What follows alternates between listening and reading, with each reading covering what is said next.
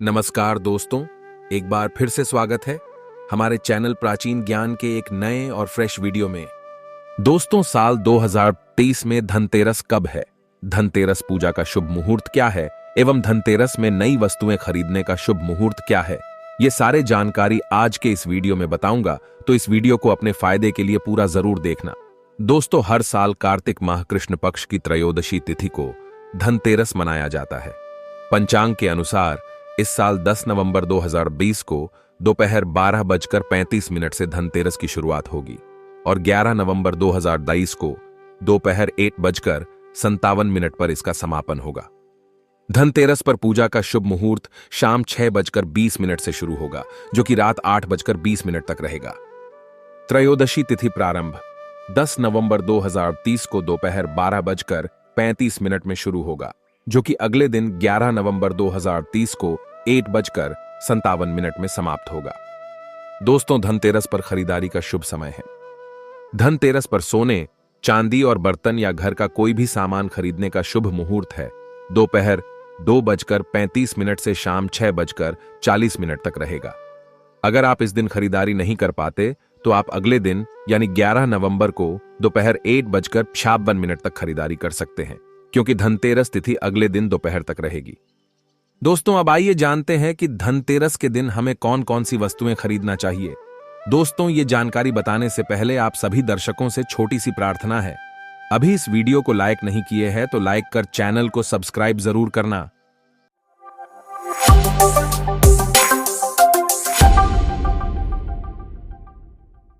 दोस्तों, 5 दिनों तक चलने वाले दीपावली के महापर्व में धनतेरस का त्योहार सबसे पहले दिन मनाया जाता है और हिंदू पौराणिक मान्यता के अनुसार धनतेरस की तिथि पर भगवान धन्वंतरी का जन्म हुआ था। भगवान धन्वंतरी को आयुर्वेद और अच्छी सेहत के देवता के रूप में पूजा जाता है। दिवाली पर धनतेरस के दिन भगवान धन्वंतरी की पूजा करने से जीवन में सुख, समृद्धि, ऐश्वर्य और अच्छी सेहत का आशीर्वाद प्राप्त होता है।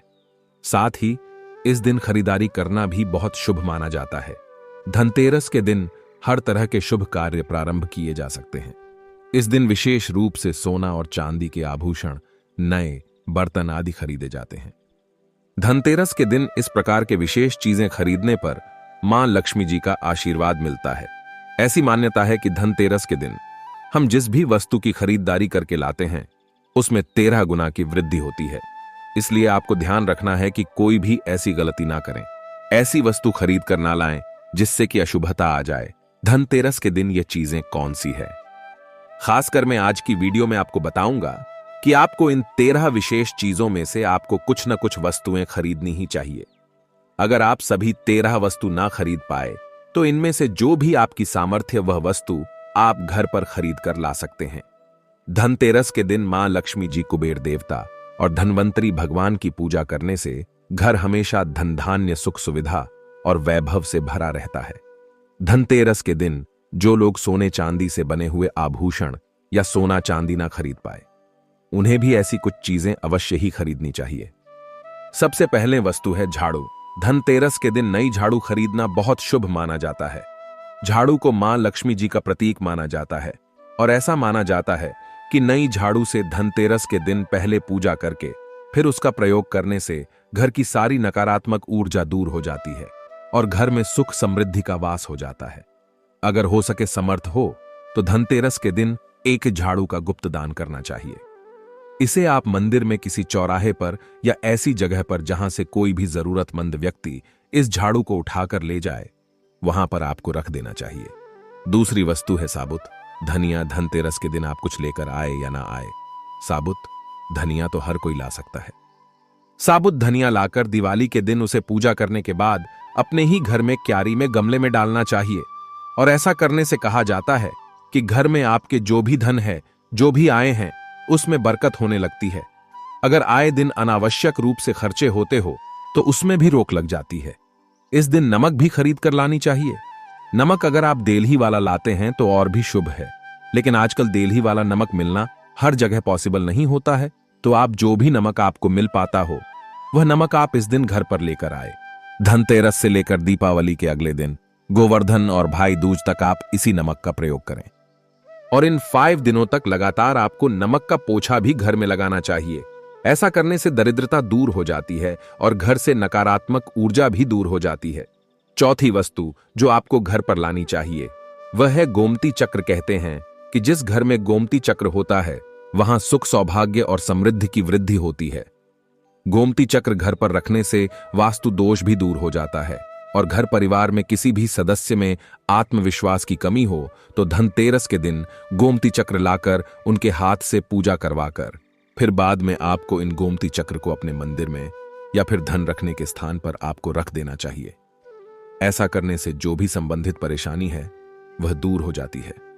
आपको ये सारी वस्तुएं मार्केट में पूजा वाली दुकान में बहुत आसानी से मिल जाएंगी। 5वीं वस्तुएं हैं कौड़ियां। कौड़ियां आपको सफेद, भूरी, पीलियां, चितकबरी मिल जाएंगे, लेकिन आपको जो कौड़ियां लानी है वह या तो सफेद लेकर आए या फिर पीले रंग की कौड़ियां लेकर आए। कहते हैं जिस घर में कौड़ियां होती हैं वहां पर मां लक्ष्मी जी हमेशा वास करती हैं। कौड़ियां लक्ष्मी जी को आकर्षित करती हैं, इसलिए आज के दिन आप 5, 7, 11 या 13 कौड़ियां लाकर आप चाहे तो धनतेरस की शाम को या फिर दीपावली की रात को इनकी पूजा करके रोली, अक्षत, कुमकुम अर्पित करके फिर एक लाल कपड़े में बांधकर आपको अपने घर में जहां पर भी आप धन रखते हैं वहां रख देना चाहिए। हर साल आप इन्हीं पुरानी कौड़ियों की पूजा कर सकते हैं। हर साल आपको कौड़ियां खरीदने की आवश्यकता नहीं है। यदि आप नहीं कौड़ियां खरीदना ही चाहते हैं तो पुरानी कौड़ियों को अब जल में प्रवाहित कर दें। छठी वस्तु है श्री यंत्र। श्री यंत्र खरीदते समय देख लीजिएगा कि उस पर सभी चिन्ह, सभी जो भी निशान होते हैं वह अच्छे से अंकित होनी चाहिए। श्री यंत्र जिस घर में होता है, नियमित रूप से श्री यंत्र की पूजा जिस घर में होती है वहां पर भी कभी धन का अभाव नहीं रहता। श्री यंत्र की उत्पत्ति को लेकर धार्मिक पुराणों में उल्लेख मिलता है कि एक बार महालक्ष्मी जी प्रसन्न होकर पृथ्वी से बैकुंठ लोक चली गई। माता के रुष्ट हो जाने से धरती पर समस्याएं प्रकट हो गईं। ब्राह्मण और महाजन बिना लक्ष्मी जी के निर्धन हो गए। तब ब्राह्मणों में श्रेष्ठ वशिष्ठ मुनि ने निश्चय किया कि मैं लक्ष्मी जी को प्रसन्न कर पृथ्वी पर वापस ले आऊंगा। जब मुनि वशिष्ठ बैकुंठ में जाकर मां लक्ष्मी जी से मिले तो उन्हें पता चला कि मां लक्ष्मी जी तो अप्रसन्न है और वह किसी भी स्थिति में पृथ्वी पर आने को तैयार नहीं है। तब वशिष्ठ जी ने वहीं पर बैठकर भगवान विष्णु की आराधना शुरू कर दी। नारायण ने प्रसन्न होकर मुनि वशिष्ठ को अपने दर्शन दिए। वशिष्ठ जी ने श्री हरि विष्णु से कहा कि हम पृथ्वी पर बिना लक्ष्मी जी के बहुत दुखी, हमारे सारे आश्रम उजड़ गई, धरती पर वैभव खत्म होने वाला है। यह सुनकर भगवान विष्णु वशिष्ठ मुनि को साथ लेकर मां लक्ष्मी जी के पास गए और उन्हें मनाने की कोशिश की, लेकिन फिर भी मां लक्ष्मी जी नहीं मानी। तब उन्होंने कहा कि मैं किसी भी स्थिति में पृथ्वी पर वापस जाने को तैयार ही नहीं हूं। जब चारों दिशाओं में मां लक्ष्मी जी के पृथ्वी पर वापस न आने की बात फैल गई, तब देवताओं की गुरु बृहस्पति जी ने एक युक्ति सुझाए। उन्होंने कहा कि अब श्री यंत्र साधना ही एकमात्र उपाय बचा है जिससे मां लक्ष्मी जी को धरती पर आना ही पड़ेगा।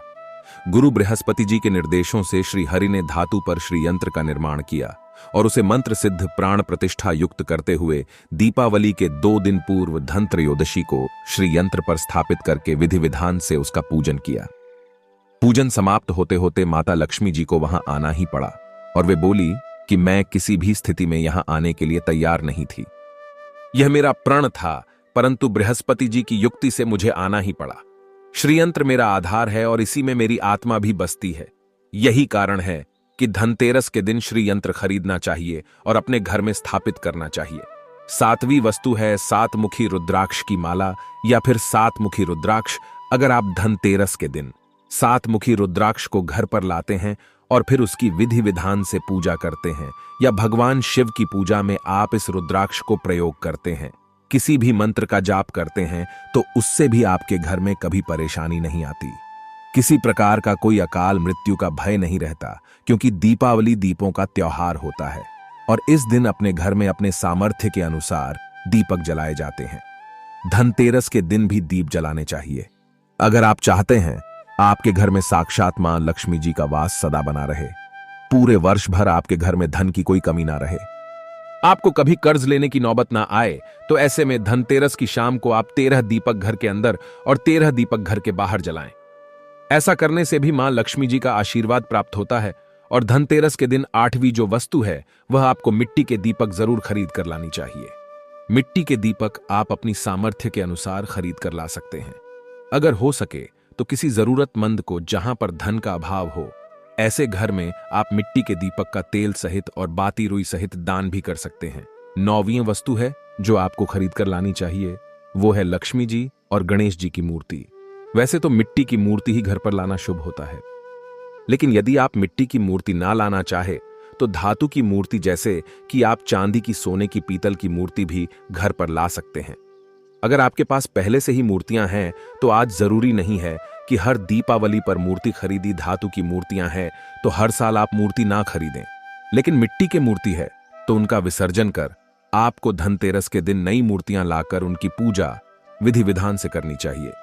धनतेरस के दिन खरीदी गई नई मूर्तियों की पूजा आपको दीपावली की शाम को करनी चाहिए। धनतेरस के दिन आप भगवान गणेश और माता लक्ष्मी जी की जो मूर्ति खरीदी, वह खरीदते समय यह ध्यान रखें कि दोनों मूर्ति अलग अलग होनी चाहिए और दोनों ही मूर्ति में भगवान गणेश और लक्ष्मी जी बैठी हुई मुद्रा में हों।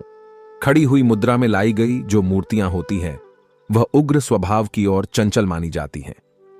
अगर आप खड़ी मुद्रा वाली मूर्तियां लेकर आते हैं तो ऐसे में धन का भाव आपके घर में लगातार बना रह सकता है और आपको ध्यान रखना है कि जो मूर्ति आप लेकर आए वह कहीं से भी खंडित ना हो, टूटी भी ना हो।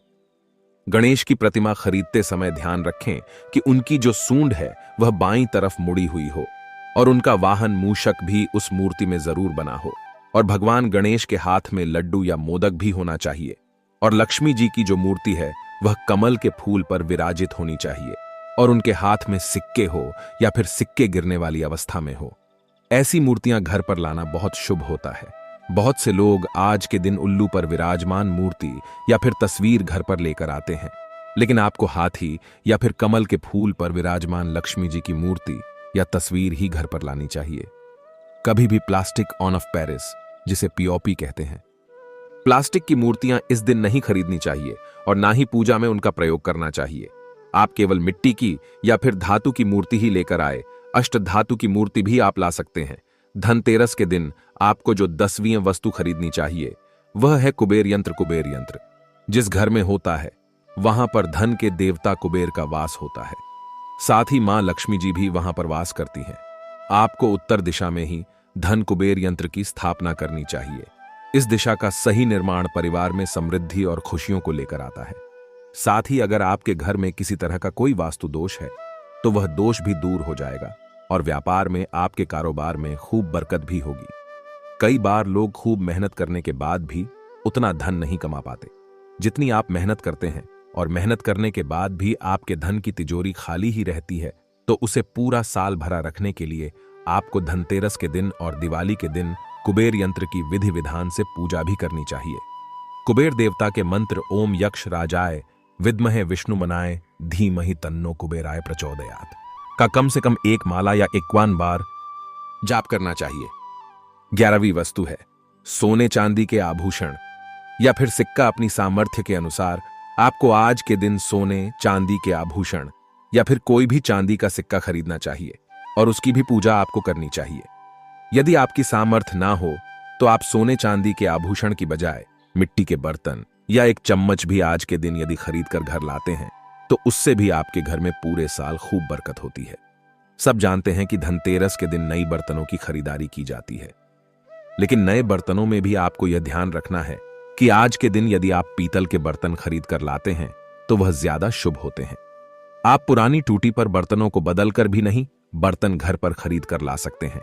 जिसकी यदि सामर्थ्य बर्तन खरीदने की ना हो तो उन्हें आज के दिन केवल पूजा से संबंधित जो भी सामग्री है वह खरीद कर घर आने चाहिए। ऐसा करने से भी आपको धन, कुबेर, भगवान और मां लक्ष्मी जी का आशीर्वाद प्राप्त होता है।